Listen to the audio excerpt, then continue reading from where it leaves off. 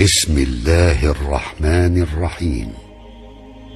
پھانسی لگا ہوا مردہ شخص کیسے زندہ ہو کر تختہ دار سے نیچے اتر آیا۔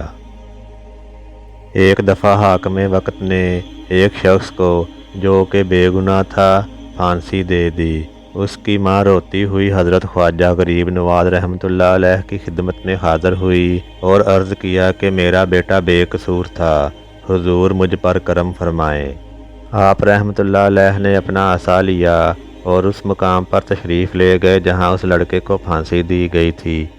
مقتول کے قریب جا کر حضرت خواجہ رحمۃ اللہ علیہ نے اس کی طرف عصا کر کے اشارہ کیا اور فرمایا، اے مقتول، اگر تو بے گناہ قتل کیا گیا ہے تو اللہ کے حکم سے زندہ ہو جا اور دار سے نیچے اترا۔ مقتول میں یہ سنتے ہی زندگی کے اثرات نمایاں ہونے لگے اور وہ زندہ ہو کر پھانسی کے تختے سے نیچے اتر آیا اور حضرت خواجہ معین الدین چشتی اجمیری رحمۃ اللہ علیہ کے قدموں میں گر گیا۔ معین الہند صفحہ 214۔